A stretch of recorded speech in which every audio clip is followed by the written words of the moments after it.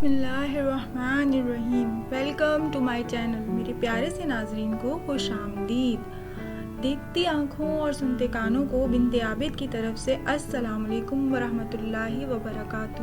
آج میں آپ کے لیے جو کہانی لے کر حاضر ہوئی ہوں وہ ہے وینس کا سوداگر، جو کہ دنیا کے مایہ ناز ڈرامہ نگار شیکسپیئر کے ڈرامے دی مرچنٹ آف وینس کا اردو ترجمہ ہے۔ سب سے پہلے اس کہانی کے کرداروں کا آپ سے تعارف کرواتی ہوں۔ کردار کچھ یوں ہے کہ سب سے پہلے ہے اینٹونیو، وینس کا ایک سوداگر، بیسانیو اینٹونیو کا دوست، گرشانیو اینٹونیو کا ایک دوسرا دوست، نیریسا پورشیا کی خاتمہ جو گرشانیو سے شادی کرنا چاہتی ہے، اور پورشیا ایک امیر خاتون ہے جو بیسانیو سے شادی کرنا چاہتی ہے۔ شائلاک یہودی ساہوکار، جیسیکا شائلاک کی بیٹی ہے، لورنزو جیسیکا سے شادی کا امیدوار ہے۔ ڈیوک آف وینس، موراکو اور اراگن، دو نوجوان جو پورشیا سے شادی کے خواہش مند ہیں۔ کہانی کچھ یوں ہے کہ بہت عرصہ گزرا اٹلی کے شہر وینس میں ایک سوداگر رہا کرتا تھا۔ اس کا نام انٹونیو تھا۔ اس کے بے شمار بحری جہاز تھے، ان کے ذریعے سے وہ دور دراز کے ملکوں سے تجارت کرتا تھا۔ وہ ایک بہت امیر آدمی تھا، اس کے ساتھ ہی وہ ایک بہت اچھا، نیک اور شریف آدمی بھی تھا۔ اینٹونیو کا ایک دوست بیسانیو تھا، وہ اس کا بہت گہرا اور مخلص دوست تھا۔ وہ پورشیا نامی ایک خوبصورت اور امیر لڑکی سے شادی کرنا چاہتا تھا، لیکن وہ پورشیا سے شادی کی درخواست کرتے ہوئے اس لیے ہچکچاتا تھا کہ وہ ایک معمولی سا سپاہی تھا اور اس کے پاس کوئی دولت وغیرہ نہ تھی۔ بہت سوچ بچار کے بعد اس نے ایک دن اپنے دوست اینٹونیو سے کہا کہ وہ اسے کچھ رقم قرض دے دے تاکہ وہ پورشیا سے ملنے بیلمونٹ جا سکے اور معلوم کر سکے کہ آیا وہ اسے پسند کرتی ہے یا نہیں۔ اس وقت صورت یہ تھی کہ اینٹونیو کے تمام جہاز سمندر میں تجارتی سفر پر تھے اور اینٹونیو کے پاس پیسہ نہیں تھا کہ بیسانیو کو بطور قرض دے سکتا۔ تو اس نے کہا کہ تم ایسا کرو کہ کسی ساہوکار کے پاس جا کر اس سے کچھ رقم قرض لے لو، اسے بتانا کہ جو ہی میرے جہاز واپس وطن پہنچیں گے میں اسے تمہاری قرض لی ہوئی رقم فوراً واپس کر دوں گا۔ اب وینس میں ایک بوڑھا یہودی شائلاک نامی رہا کرتا تھا۔ اس زمانے میں وینس کے یہودی ساہوکار بھاری سود پر روپیہ قرض دینے کا کاروبار کرتے تھے۔ یہ سود اتنا زیادہ ہوتا تھا کہ اسے ادا کرتے کرتے قرضداروں کی کمر ٹوٹ جاتی تھی۔ یہودی ایسے ہی سودی کاروباروں کی بدولت خوب امیر کمیر اور خوشحال بنے ہوئے تھے۔ اب شائلاک کا شمار بھی وینس کے ایسے ہی ساہوکاروں میں ہوتا تھا۔ وہ بے حد لالچی اور حریص آدمی تھا۔ اینٹونیو اس سے بے حد نفرت کرتا تھا۔ وہ اس سے بے حد گستاخی سے پیش آتا تھا اور اس کی اکثر بے عزتی بھی کر ڈالا کرتا تھا۔ یہی وجہ تھی کہ شائلاک بھی اینٹونیو سے بے حد نفرت کرنے لگا تھا۔ وہ اس سے اپنی ہر بے عزتی کا بدلہ لینے کے لیے کسی مناسب موقع کی تلاش میں رہتا تھا۔ اینٹونیو کے کہنے پر بیسانیو شائلاک کے پاس قرض لینے کے لیے گیا۔ شائلاک نے جب یہ سنا کہ اس کا قرض اینٹونیو ادا کرے گا تو وہ بے حد خوش ہوا۔ اس سے اینٹونیو سے اپنی توہین بے عزتی کا بدلہ لینے کا اچھا موقع مل رہا تھا، اس لیے اس نے بہت سوچ بچار کے بعد ایک شیطانی منصوبہ ترتیب دیا۔ اس نے بیسانیو کے سامنے اپنے آپ کو بے حد رحم دل، نیک اور سخی آدمی بنا کر پیش کیا اور اس سے کہا کہ وہ اس سے ضرور اس کی مطلوبہ رقم قرض دے دے گا اور اس پر اس سے کوئی سود بھی نہ لے گا۔ اب بھائی شائلاک نے اس طرح اسے منایا کہ اینٹونیو مجھے 3 ماہ کے اندر میری رقم واپس کرنے کا پابند ہوگا، اور اگرچہ یہ محض مذاق ہے لیکن اینٹونیو کو مجھے یہ معاہدہ لکھ کر دینا ہوگا کہ اگر اس نے مقررہ مدت کے اندر میری رقم واپس نہ کی تو میں اس کے جسم سے 1 پاؤنڈ گوشت کاٹ لوں گا۔ اب بیسانیو کو شائلاک پر اعتبار نہ تھا اور وہ یہ ہرگز نہ چاہتا تھا کہ اینٹونیو کے ساتھ ایسا بھیانک معاہدہ کرے، مگر اینٹونیو نے سوچا کہ شائلاک واقعی مذاق کر رہا ہے، اس لیے اس نے کہا ڈرو مت بیسانیو، میرے جہاز 3 ماہ کی مدت ختم ہونے سے پہلے وطن پہنچ جائیں گے اور مجھے بھاری منافع حاصل ہو جائے گا، اس لیے میں محض مذاق میں کیے جانے والے اس معاہدے میں کوئی حرج نہیں سمجھتا۔ چنانچہ اس نے شائلاک کے سامنے ایک کاغذ پر یہ معاہدہ تحریر کر کے اس پر اپنے دستخط کر دیے، لیکن پھر بیسانیو بہت فکر مند تھا۔ اس نے کہا میں اس معاہدے کو پسند نہیں کرتا۔ جس پر انٹونیو بولا تم فکر مت کرو، میرے جہاز مقررہ مدت ختم ہونے سے پہلے ضرور یہاں پہنچ جائیں گے۔ چنانچہ بیسانیو نے نہایت بے دلی کے ساتھ شائلاک سے رقم لی، انٹونیو کو اللہ حافظ کہا اور جہاز میں بیٹھ کر بیلمونٹ روانہ ہو گیا۔ اس سفر میں اس نے اپنے ایک دوست بیسانیو کو بھی ہمراہ لے لیا تھا۔ پورشیا بیلمونٹ میں ایک بہت بڑے اور شاندار گھر میں اپنی ملازمہ خادمہ نیریسا کے ساتھ رہا کرتی تھی۔ اس کے باپ کا تھوڑی مدت ہوئی انتقال ہو گیا تھا اور اس نے اس کے لیے بے شمار دولت ترکے میں چھوڑی تھی۔ وہ ایک بہت عقل مند آدمی تھا۔ اس نے اپنی بیٹی کو ایسے آدمیوں سے بچانے کے لیے جو محض اس کی دولت کے لالچ میں اس سے شادی کرنا چاہتے ہوں 3 صندوقچے تیار کروائے تھے۔ انہیں وہ مرتے وقت اپنی بیٹی کے حوالے کر گیا تھا۔ ایک صندوقچے میں پورشیا کی تصویر تھی۔ جو شخص یہ صندوقچہ چن لیتا وہ پورشیا کا خاوند بن جاتا۔ بیسانیو کے بیلمونٹ پہنچنے سے پہلے افریقہ سے ایک بادشاہ کا بیٹا پورشیا سے ملنے آیا۔ یہ شہزادہ، جس کا نام موراکو تھا، بے حد امیر کبیر آدمی تھا اور بے حد طاقتور اور بااثر تھا۔ وہ پورشیا سے شادی کا خواہشمند تھا، لیکن پورشیا اسے پسند نہ کرتی تھی۔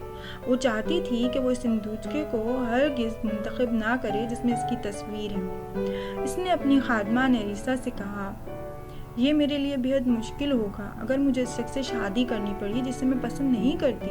یہ بھی کتنی مجبوری ہے کہ میں خود اپنی پسند سے کسی شخص سے شادی نہیں کر سکتی۔ آپ سے شادی کے خواہشمند لوگوں کی تعداد بہت زیادہ ہے۔ نیریسا نے کہا، ان میں بہت سے اچھے لوگ بھی ہیں۔ آپ کو کیا وہ نوجوان سپاہی یاد ہے جس نے ایک مرتبہ آپ کے والد سے ملاقات کی تھی؟ پورشیا بولی، ہاں، وہ وینس میں رہتا ہے۔ بیسانیو، یہی نام ہے نا اس کا؟ ہاں مالکن، اور مجھے وہ سب سے زیادہ مخلص اور شریف آدمی معلوم ہوتا ہے۔ ہاں، وہ واقعی تمہاری تعریف کا مستحق ہے۔ پورشیا اداسی سے بولی، لیکن میں اس سے اس وقت تک شادی نہیں کر سکتی جب تک وہ یہاں آ کر صحیح صندوقچہ منتخب نہیں کر لیتا۔ ہو سکتا ہے کہ ایسا ہو جائے۔ آپ کے والد بہت عقل مند اور دور اندیش شخص تھے۔ مجھے یقین ہے کہ انہوں نے ان صندوقوں کو اس طرح ترتیب دیا ہے کہ صرف صحیح شخص ہی صحیح صندوقچے کو منتخب کر سکے گا۔ نیریسا کی اس بات نے پورشیا کو کچھ اطمینان دلایا۔ اس نے وہ تینوں صندوق افریقہ سے آئے ہوئے موراکو کو دکھائے۔ اس نے بڑی توجہ سے ان کا جائزہ لیا اور ان کے اوپر لکھی ہوئی عبارتوں کو پڑھا۔ ایک صندوق سونے کا تھا۔ اس پر لکھا تھا، جو مجھے منتخب کرے گا اسے وہ چیز مل جائے گی جس کی بہت سے آدمی تمنا کرتے ہیں۔ اور جو صندوق چاندی کا تھا، اس پر لکھا تھا، جو کوئی مجھے منتخب کرے گا وہ اتنا ہی پائے گا جس کا وہ مستحق ہوگا۔ اور جو صندوق سادہ سا تھا، اس پر لکھا تھا، جو کوئی مجھے منتخب کرے گا وہ ان سب کچھ کو دینے کے خطرات مول لے گا جو اس کے پاس ہیں۔ اب موراکو نے سونے کے صندوق کو دیکھا اور بڑبڑایا، جس کی بہت سے آدمی تمنا کرتے ہیں، یہ حسین پورشیا ہی ہوگی اور اس کی تصویر یقیناً اسی صندوق میں ہوگی۔ اتنا کہتے ہوئے اس نے وہ صندوق کھول ڈالا، مگر اندر جو کچھ اس نے دیکھا وہ ایک بدصورت سی کھوپڑی تھی۔ اس کے پاس ہی ایک کاغذ کا ایک پرزہ پڑا تھا جس پر لکھا تھا، ہر چمکتی ہوئی چیز سونا نہیں ہوتی، جاؤ، اللہ حافظ۔ بس موراکو نے مایوسی کے عالم میں پورشیا کو اللہ حافظ کہا اور افریقہ لوٹ گیا۔ دوسرا ملاقاتی اراگن تھا۔ وہ اراگن کا شہزادہ تھا۔ اسے بھی وہ تینوں صندوق دکھائے گئے۔ وہ ایک بہت مغرور اور خود پسند آدمی تھا جو اپنے آپ کو دوسروں سے بہت بلند اور عرفہ سمجھتا تھا۔ اب اس نے کون سے صندوق منتخب کیا؟ جی، وہ صندوق ہے چاندی کا صندوق۔ اگر میں وہی حاصل کر لوں جس کا میں مستحق ہوں تو یہ حسین پورشیا ہی ہو سکتی ہے، میں اسے حاصل کر سکتا ہوں۔ لیکن جب اس نے صندوق کو کھولا تو اس میں سے ایک بے وقوف کا چہرہ نمودار ہوا۔ اس کے ساتھ ہی ایک کاغذ کا پرزہ رکھا تھا جس پر لکھا تھا، چاندی کے نقابوں کے پیچھے بہت سے بے وقوفوں کے چہرے چھپے ہوتے ہیں، تشریف لے جائیے جناب، اللہ حافظ۔ اب اراگن کے شہزادے نے یہ پڑھتے ہوئے اپنے آپ کو بے حد بے وقوف محسوس کیا اور موراکو کی طرح بے حد مایوسی اور نا امیدی کی حالت میں پورشیا کو اللہ حافظ کہہ کر وہاں سے چلا گیا۔ اب ان دونوں کے بعد پھر بسانیو اور گریشانیو وہاں پہنچے۔ بسانیو نے پورشیا سے درخواست کی کہ وہ اسے ان 3 صندوق پر قسمت آزمائی کی اجازت دے دے۔ پورشیا کو بہت ڈر لگا۔ اسے یہ ڈر تھا کہ کہیں بسانیو بھی کوئی غلط صندوق نہ منتخب کر لے اور اس طرح وہ اس سے شادی کرنے سے محروم نہ رہ جائے، لیکن اس سے ہمت نہ ہوئی کہ وہ بسانیو کو بتا سکے کہ اسے کون سا صندوق منتخب کرنا چاہیے۔ بسانیو نے بہت سوچا۔ اس نے پہلے سونے اور چاندی کے صندوقوں کی طرف دیکھا اور سر ہلا دیا اور کہا، جو چیزیں باہر سے خوبصورت نظر آتی ہیں وہ اندر سے اتنی ہی بدصورت ہوتی ہیں، اس لیے میں یہ سادہ صندوق ہی منتخب کروں گا۔ پھر جب بسانیو نے سادہ صندوق کھولا تو پورشیا کی مسرت کا کوئی ٹھکانہ نہ رہا۔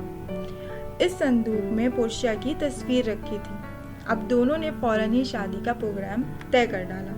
گریشانیو نے اس موقع پر پورشیا سے درخواست کی کہ وہ اسے اپنی خادمہ نیریسیا سے شادی کی اجازت دے دے، لیکن جلد ہی ایک بری خبر نے ان کی تمام خوشیاں خاک میں ملا ڈالی۔ وینس سے ایک جہاز بیلمونٹ پہنچا۔ اس میں بسانیو کا دوست لورنزو سوار تھا۔ لورنزو کے ہمراہ اس کی ایک خوبصورت سی بیوی جیسیکا بھی تھی۔ جیسیکا شائلاک کی بیٹی تھی۔ شائلاک اپنی اس بیٹی سے بہت برا اور ظالمانہ سلوک کیا کرتا تھا۔ وہ جانتی تھی کہ اس کا باپ لورنزو سے اس کی شادی کرنے کی اجازت ہرگز نہ دے گا۔ اس کی ایک وجہ تو یہ تھی کہ لورنزو یہودی نہیں تھا اور دوسری وجہ یہ تھی کہ وہ انٹونیو کا دوست تھا۔ چنانچہ ایک رات وہ اپنے باپ کے گھر سے نکل بھاگی اور اپنے ہمراہ بھاری مقدار میں مال و دولت اور زیورات بھی لیتی گئی۔ گھر سے بھاگ کر وہ لورنزو کے پاس چلی گئی اور اس سے شادی کر لی۔ شادی کے بعد لورنزو اور جیسیکا شائلاک کے غصے اور سزا سے بچنے کے لیے بیلمونٹ آ گئے۔ وہ اپنے ہمراہ بسانیو کے نام انٹونیو کا خط بھی لائے تھے۔ بسانیو نے جب وہ خط پڑھا تو اس کا چہرہ ایک دم پیلا پڑ گیا۔ پورشیا یہ دیکھ کر گھبرا گئی اور اس نے پوچھا، کیا بات ہے بسانیو؟ کیا خط میں کوئی بری خبر لکھی ہے؟ ہاں اچھی پورشیا، انٹونیو نے مجھے ایک بہت ہی بری خبر سنائی ہے۔ اپنے خط میں انٹونیو کو لکھا تھا، انٹونیو نے بسانیو کو یہ بتایا کہ اس کے 6 مال و دولت سے لدے جہاز وینس آتے ہوئے راستے میں ایک سمندری طوفان کا شکار ہو کر سمندر میں غرق ہو گئے ہیں اور اب وہ بالکل کلاش اور دیوالیہ ہو چکا ہے۔ شائلاک انٹونیو سے شدید نفرت پہلے ہی کرتا تھا۔ اب جب کہ اس کی بیٹی اپنے دوست لورنزو کے ساتھ بھاگ گئی تھی تو وہ شہر کی گلیوں میں میری بیٹی، میرا پیسہ، میری دولت چلاتا ہوا پھرنے لگا تھا۔ پھر جب اس نے انٹونیو کے جہازوں کی غرقابی کی خبر سنی تھی تو وہ بے حد ہی خوش ہوا، کیونکہ اب وہ انٹونیو سے اپنا انتقام لے سکتا تھا اور ان تمام لوگوں سے بھی جو انٹونیو سے محبت کرتے تھے۔ شائلاک وینس کے ڈیوک کے پاس گیا اور اس سے سودے کے بارے میں بتایا جو اس کے انٹونیو کے درمیان طے ہوا تھا اور اس معاہدے کے بارے میں بتایا جس پر انٹونیو نے دستخط کیے تھے۔ ڈیوک اور بہت سے سوداگروں نے شائلاک کو سمجھایا کہ وہ انٹونیو سے انتقام لینے کا خیال ترک کر دے، لیکن اس نے کسی کی نہ سنی۔ انٹونیو میری قرض لی ہوئی رقم واپس نہیں کر سکتا، شائلاک نے کہا، اس لیے وہ اپنے وعدے کے مطابق مجھے اپنا 1 پاؤنڈ گوشت دے دے۔ جیسیکا نے اپنے باپ کو اپنے یہودی دوستوں سے کہتے ہوئے سنا تھا کہ وہ انٹونیو کو قرض دی ہوئی رقم سے 10 گنا رقم واپس لینے کے بجائے اس کے جسم سے 1 پاؤنڈ گوشت کاٹ لینا زیادہ پسند کرے گا۔ تو بسانیو کی ان خبروں نے بے حد دکھی کر دیا۔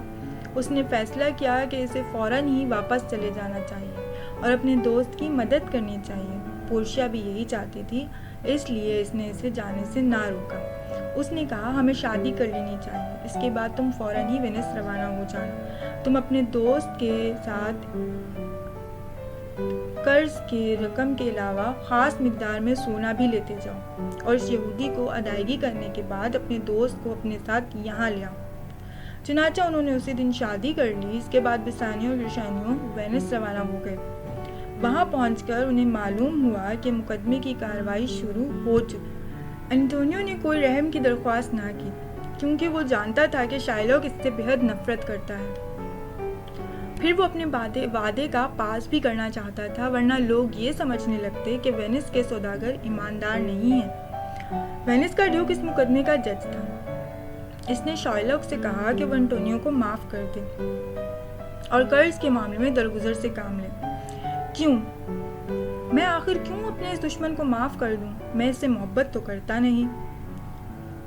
بسانیو غصے سے بولا، تو کیا لوگ جس سے محبت نہیں کرتے اسے مار دیتے ہیں؟ شائلوک دانت پیس کر بولا، تو کیا لوگ جس سے نفرت کرتے ہیں اسے نہیں مارتے؟ میں تمہیں اس رقم سے دگنی رقم دوں گا جو انٹونیو نے تم سے قرض لی ہے، بشرط یہ کہ تم اپنے مطالبے سے باز آ جاؤ۔ انٹونیو، اگر تم اس رقم سے لاکھوں گنی زیادہ رقم بھی مجھے پیش کرو تب بھی میں اپنا مطالبہ واپس نہیں لوں گا۔ شائلوک بولا، میں ہر صورت میں اس کے جسم سے 1 پاؤنڈ گوشت کاٹ کر ہی رہوں گا۔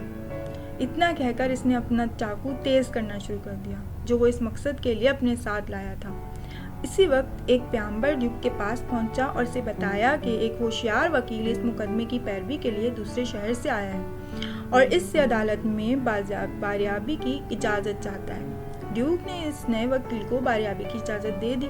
نیا وکیل ایک نوعمر نوجوان تھا۔ اس کے ہمراہ اس کا جو کلرک تھا وہ بھی اس کی عمر کا دکھائی دیتا تھا۔ اب نوجوان وکیل اپنے ساتھ ڈیوک کے ایک دوست کا تعارفی خط بھی لایا تھا جو اس نے ڈیوک کو دکھایا۔ اس کے دوست نے اپنے خط میں نوجوان وکیل کی لیاقت اور قابلیت کی تعریف کی تھی اور ڈیوک سے کہا تھا کہ وہ اس نوجوان وکیل کو انٹونیو کا مقدمہ لڑنے کی اجازت دے دے۔ ڈیوک نے نوجوان وکیل کو انٹونیو کا مقدمہ لڑنے کی اجازت دے دی۔ اب نیا وکیل واقعی بہت چالاک اور ہوشیار ثابت ہوا۔ اس نے شائلوک سے بڑے محتاط انداز میں مختلف سوالات کی۔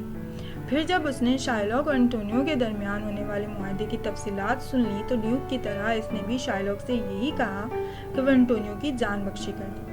کیوں؟ آخر میں کیوں ایسا کروں؟ وہ غصے سے چلایا۔ اس پر نوجوان وکیل نے اس کے سامنے مختصر سی تقریر کی جس میں اس نے رحم اور ہمدردی کی اہمیت پر روشنی ڈالی۔ رحم کرنے والے پر اللہ کی رحمت ہوتی ہے۔ جو کوئی کسی دوسرے پر رحم کرتا ہے اللہ اس سے خوش ہوتا ہے اور اس پر مہربان ہوتا ہے اور اس پر رحم کرتا ہے۔ اللہ تعالیٰ خود رحم کرنے والا ہے۔ بڑے بڑے بادشاہ بھی اپنی رحم دلی کے سبب مشہور اور نیک نام ہوئے ہیں۔ اس لیے اے یہودی، تو بھی اس مظلوم آدمی پر رحم کر، اس کی جان بخش دے۔ ہر چند کہ تو نے اس عدالت سے انصاف طلب کیا ہے، مگر رحم و کرم سے کام لینا سب سے اچھا ہے۔ لیکن شائلوک ایسی کوئی بات ماننے پر تیار نہ ہوا۔ اسے صرف انٹونیو سے انتقام لینے کی فکر تھی۔ اس نے بسانیو سے قرض کی رقم واپس لینے سے بھی انکار کر دیا، ہر چند کہ بسانیو نے اسے قرض کی رقم سے 10 گنی زیادہ رقم پیش کی۔ شائلوک ذرا نرم دل بنے، قرض کی رقم سے 10 گنا زیادہ رقم لے لے اور معاہدے کا کاغذ پھاڑ دے، مگر شائلوک نہ مانا۔ وہ ہر قیمت پر انٹونیو کے جسم سے 1 پاؤنڈ گوشت کاٹ لینا چاہتا تھا۔ اس پر نوجوان وکیل نے کہا کہ وینس کے قانون کے مطابق یہودی اس بات کا قانونی حق رکھتا ہے کہ وہ انٹونیو کے جسم سے 1 پاؤنڈ گوشت کاٹ لیں۔ اب یہ بات سنتے ہی شائلوک خوشی سے چیخنے لگا، اے عقل مند وکیل، تو نے واقعی صحیح بات کہی۔ میں نہیں جانتا کہ کن الفاظ میں تیری تعریف کروں۔ اس نے تو فوراً ہی اپنا چاقو نکالا اور تیز کرنے لگا۔ تم اب اپنا 1 پاؤنڈ گوشت کٹوانے کے لیے تیار ہو جاؤ انٹونیو۔ اے وکیل، اے ہوشیار اور عقل مند وکیل، صحیح فیصلے کے لیے میں تیرا بے حد شکر گزار ہوں۔ شائلوک تو مسرت سے چلائے جا رہا تھا۔ ادھر آؤ انٹونیو، اپنا کوٹ اتار دو۔ نوجوان وکیل نے انٹونیو سے کہا۔ ہاں ہاں، اس کا کوٹ۔ شائلوک ایک ترازو اپنے ہاتھ میں تولتے ہوئے بولا۔ یہ ترازو کیا گوشت تولنے کے لیے ہے؟ شائلوک بولا، ہاں۔ اے یہودی، کیا تو نے کسی ڈاکٹر کا انتظام بھی کیا ہے جو اس کے زخموں کی مرہم پٹی کر سکے؟ دوسری صورت میں تو یہ نوجوان خون بہنے کے سبب مر جائے گا۔ نہیں، معاہدے کے کاغذ میں یہ نہیں لکھا ہوا۔ نوجوان وکیل نے انٹونیو سے پوچھا کہ آیا وہ کچھ کہنا چاہتا ہے؟ تو انٹونیو نے بسانیو سے کہا، میں مرنے سے ہرگز نہیں ڈرتا، مجھے خوشی ہے کہ میں تمہارے کسی کام آیا۔ پھر اس نے بسانیو کو اللہ حافظ کہا اور موت کا سامنا کرنے کے لیے تیار ہو گیا۔ اے یہودی، اس سوداگر کا 1 پاؤنڈ گوشت تیرا ہے۔ اب نوجوان وکیل نے شائلوک سے کہنا شروع کیا، عدالت اس کی اجازت دیتی ہے، قانون بھی اس کی اجازت دیتا ہے۔ میں معزز عدالت کا کس طرح شکریہ ادا کروں؟ یہودی تو خوشی سے چلایا۔ تم اس کے دل کے مقام سے گوشت کاٹنا شروع کرو کیونکہ یہی معاہدہ ہے۔ ڈیوک نے کہا، معزز جج۔ شائلوک کی مسرت تو چھپائے نہ چھپ رہی تھی۔ اب جج نے کہا، ذرا ٹھہرو، مجھے ایک ضروری بات کرنی ہے۔ یہ معاہدے کا کاغذ جو تم نے تیار کروایا ہے اس میں یہ کہیں نہیں لکھا ہوا کہ گوشت کاٹتے وقت جو خون بہے گا اس کا کیا بنے گا۔ تم انٹونیو کے جسم سے 1 پاؤنڈ گوشت کاٹ لو، لیکن اگر خون کا ایک قطرہ بھی تم نے بہایا تو تمہیں اپنی تمام مال و دولت اور جائیداد حکومت کے حوالے کرنی پڑے گی۔ اب گریشانو کی باری تھی کہ وہ جج کی تعریف کرتا۔ یہ آپ نے بالکل صحیح بات کہی معزز جج۔ سن اے یہودی، معزز جج کی بات سن۔ ہاں، یہ عدالت ہر طرح سے تیرے ساتھ انصاف کرے گی۔ اگر یہی ہونا ہے تو میں بسانیوں سے اپنی رقم واپس لینا منظور کر لیتا ہوں اور انٹونیو کو معاف کر دیتا ہوں۔ ہاں بسانیو، تم مجھے قرض کی اصل رقم سے 3 گنی زیادہ رقم واپس کرو۔ تم نے مجھ سے بھی یہی کہا تھا۔ اب نوجوان وکیل بولا کہ اتنی تیزی مت دکھاؤ، تم رقم لینے سے پہلے ہی انکار کر چکے ہو، تمہیں انصاف ملے گا اور کچھ نہیں۔ شدید غصے سے پیچ و تاب کھاتے ہوئے شائلاک نے بسانیو سے قرض دی ہوئی اصل رقم واپس مانگی، مگر نوجوان وکیل نے یہ بھی نہ مانا۔ ابھی ہمارا مقدمہ ختم نہیں ہوا۔ اے شائلاک، تو یہودی ہے اور وینس کے قانون کے مطابق کوئی ایسا شخص وینس کا شہری نہیں ہے تو وہ وینس کے کسی شہری کی جان لینے کی کوشش کرے تو اسے سزائے موت دی جاتی ہے اور اس کا مال و دولت اور جائیداد ضبط کر کے حکومت اور شخص کے درمیان جس سے قتل کرنے کی کوشش کی گئی ہوتی ہے برابر تقسیم کر دی جاتی ہے۔ اے شائلاک، تو وینس کا شہری نہیں ہے اور تو نے وینس کے ایک باشندے انٹونیو کی جان لینے کی کوشش کی ہے۔ یہ اب اس عدالت کے معزز جج محترم ڈیوک کا فیصلہ ہوگا کہ وہ تجھے اس جرم کی کیا سزا دیتے ہیں۔ ڈیوک بولا، تم نے انٹونیو کے لیے کسی رحم یا ہمدردی کا مظاہرہ نہیں کیا، لیکن میں تمہارے مقدمے کا فیصلہ کرتے ہوئے تمہارے لیے رحم اور ہمدردی سے کام لوں گا۔ میں تمہاری جان بخشی کر دیتا ہوں، لیکن تمہارا تمام مال و دولت اور جائیداد انٹونیو اور حکومت کے درمیان تقسیم کرنے کا حکم دیتا ہوں۔ شائلاک کے کندھے جھک گئے۔ وہ اب ایک شکست خوردہ آدمی دکھائی دینے لگا تھا۔ وہ لوگوں کو بھاری سود پر رقومات دینے کا کاروبار کرتے کرتے اتنا امیر آدمی بن گیا تھا، جب اس کے پاس دولت ہی نہ رہتی تو وہ بھلا کیا کر سکے گا، کس طرح اپنا سود پر قرض دینے کا کاروبار جاری رکھ سکے گا۔ اس نے تلخی سے کہا، میرے مال و دولت کے ساتھ ہی آپ میری زندگی بھی مجھ سے چھین لیں۔ میرے پاس اگر میرا ذریعہ آمدنی ہی باقی نہ رہا تو میری زندگی کا کیا فائدہ۔ اب نوجوان وکیل انٹونیو کی طرف مڑا اور بولا، کیا تم اس سے کسی قسم کی رعایت دینے کے لیے تیار ہو؟ وہ ایک رحم دل انسان تھا، اسے بوڑھے یہودی کی حالت زار پر بہت ترس آ رہا تھا۔ اس نے کہا، معزز عدالت، اس کے مال و دولت کا جو آدھا حصہ مجھے دینا چاہتی ہے وہ میں اس بوڑھے یہودی کو واپس کرتا ہوں، لیکن ساتھ ہی یہ شرط رکھتا ہوں کہ جب یہ مرنے لگے تو اپنا تمام مال و دولت اپنی بیٹی جیسیکا اور اس کے خاوند کے نام کر جائے۔ کیا اب تم مطمئن ہو شائلاک؟ تم کیا چاہتے ہو؟ جج نے پوچھا۔ ہاں، میں اب مطمئن ہوں۔ اب میں درخواست کرتا ہوں کہ مجھے گھر جانے کی اجازت دے دی جائے۔ میری طبیعت خراب ہو رہی ہے، آپ مجھے میرے گھر پر کاغذات بھجوا دیجیے، میں ان پر دستخط کر دوں گا۔ لہٰذا جج نے اسے گھر جانے کی اجازت دے دی اور وہ کمرہ عدالت سے باہر نکلا۔ انٹونیو اور بسانیو بار بار اس نوجوان وکیل کا شکریہ ادا کر رہے تھے اور اس سے اصرار کر رہے تھے کہ وہ رقم قبول کرے جو شائلاک نے بسانیو کو قرض دی تھی، لیکن نوجوان وکیل وہ رقم قبول کرنے سے انکار کر رہا تھا۔ اس کا کہنا تھا کہ اس نے جو کچھ کیا تھا صرف انسانی فرض سمجھ کر کیا اور وہ مقدمہ جیت لینا ہی اس کے لیے کافی ہے۔ پھر محترم وکیل، آپ میری طرف سے شکر گزاری کے طور پر ایک معمولی سا تحفہ قبول کر لیجیے۔ اگر تمہیں اس پر اصرار ہے تو مجھے انکار نہیں، نوجوان وکیل نے کہا۔ تم ایسا کرو کہ یہ انگوٹھی جو تم نے اپنے ہاتھ میں پہن رکھی ہے یہ مجھے دے دو۔ بسانیو نے تو فوراً ہی اپنا ہاتھ تیزی سے پیچھے کھینچ لیا، کیونکہ اس ہاتھ میں اس نے جو انگوٹھی پہن رکھی تھی وہ اسے پورشیا نے دی تھی اور اس نے پورشیا سے وعدہ کیا تھا کہ وہ اس انگوٹھی کو اپنی جان سے زیادہ عزیز رکھے گا۔ اس نے وکیل کو بتایا کہ وہ انگوٹھی کوئی اچھی یا قیمتی انگوٹھی نہیں ہے، اسے تحفے میں دینے کے لیے وہ ایک ایسی انگوٹھی خریدے گا جو بہت نفیس اور قیمتی ہوگی۔ اس پر تو وکیل ناراض ہو گیا اور بولا، تم نے مجھے آج یہ سکھا دیا ہے کہ مانگنے والے کو کس طرح جواب دیا جاتا ہے۔ اتنا کہہ کر اس نے بسانیو کو اللہ حافظ کہا اور چلا گیا۔ انٹونیو یہ دیکھ کر بسانیو کو سمجھانے کی کوشش کرنے لگا کہ وہ اس وکیل کو اپنی انگوٹھی دے دے۔ بسانیو کو بھی اس نوجوان وکیل کو مایوس کرنے پر بے حد افسوس ہو رہا تھا۔ اس نے فوراً ہی گریشانیو کو اپنی انگوٹھی دیتے ہوئے اس نوجوان وکیل کی تلاش میں دوڑا دیا۔ گریشانیو نے بڑی جدوجہد کے بعد اس وکیل کو تلاش کیا اور بسانیو کی انگوٹھی اسے دے دی۔ پھر جب وہ اس سے رخصت ہونے لگا تو اس وکیل کے نوجوان کلرک نے اس سے اصرار کیا کہ وہ اپنی انگوٹھی دے دے۔ یہ انگوٹھی بیلمونٹ سے آتے ہوئے اسے نیریسا نے دی تھی۔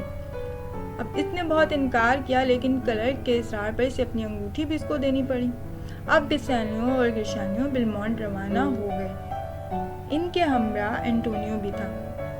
نیریسا اور پورشیا سے ملاقات کے خیال سے وہ بے حد مسرور تھی، لیکن ساتھ ہی انہیں ایک پریشانی بھی لاحق تھی کہ اگر ان کی بیویوں نے ان سے اپنی انگوٹھیوں کے بارے میں پوچھا تو وہ انہیں کیا جواب دے سکیں گے۔ جب پورشیا نے بیسانیو کی انگلی میں انگوٹھی نہ دیکھی تو اس نے اس سے اپنی انگوٹھی کے متعلق پوچھا۔ اس پر بیسانیو نے اسے ساری بات بتائی، مگر پورشیا کی تسلی نہ ہو سکی۔ اس نے بیسانیو سے شکوہ کرنا شروع کر دیا کہ اس نے اس کے تحفے کی قدر نہ کی۔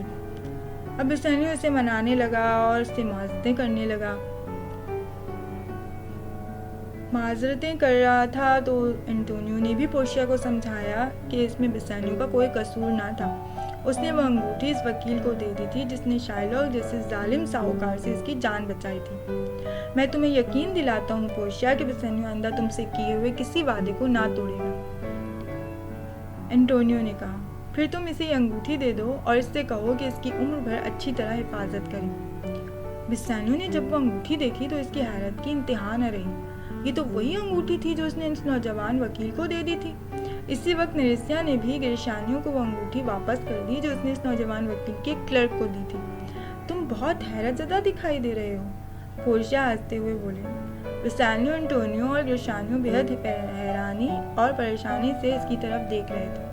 انگوٹھیوں کا معاملہ ان کی سمجھ میں نہ آ رہا تھا۔ دیکھو، یہ ایک خط ہے، تم سب اسے پڑھو، پھر تمہیں معلوم ہو جائے گا کہ بیسانیو کے مقدمے کی پیروی کرنے والا نوجوان وکیل پورشیا تھی اور اس کا کلرک نیریسا۔ اچھا، یہ تم تھی؟ میں تو تمہیں نہیں پہچان سکا۔ بیسانیو حیرت سے بولا۔ ہاں، لورانزو تمہیں بتا دے گا کہ میں ابھی تھوڑی ہی دیر ہوئی وینس سے واپس آئی ہوں، پورشیا نے کہا۔ پھر وہ انٹونیو کی طرف مڑی اور انٹونیو، تمہارے لیے ایک بہت بڑی خوشخبری ہے۔ تمہارے 3 جہاز مال اسباب لے کر بخیر و عافیت وینس کی بندرگاہ پر پہنچ گئے ہیں۔ تم دیوالیہ ہرگز نہیں ہوئے ہو۔ اس شام پورشیا کے محل میں ایک شاندار جشن برپا ہوا جس میں بیلمونٹ کی بڑی بڑی شخصیتوں نے شرکت کی۔ اس محفل نشاط کا اہم ترین مہمان انٹونیو تھا۔ وینس کے اس نوجوان سوداگر کی اس دن جتنی عزت افزائی ہوئی وہ اسے عمر بھر یاد رہی۔ کے ساتھ ہی اس کہانی کا اختتام ہوتا ہے۔ امید ہے آپ نے مکمل کہانی سنی ہوگی۔ تو آپ کو یہ کہانی کیسی لگی ضرور کمنٹ سیکشن میں مجھے لکھ کر بتائیں، یا اگر آپ کو کوئی اور کہانی یا کتاب سننی ہے، آپ سننا چاہتے ہیں تو اس کا نام لکھیں۔ اس کے ساتھ ہی ہماری ملاقات کا وقت ختم ہوتا ہے۔ انشاءاللہ جلد ہی پھر حاضر ہوں گی۔ تب تک اپنا اور اپنے پیاروں کا بہت خیال رکھیے گا، اور ہو سکے تو مجھ ناچیز کو اپنی دعاؤں میں یاد رکھیے گا۔ فی امان اللہ۔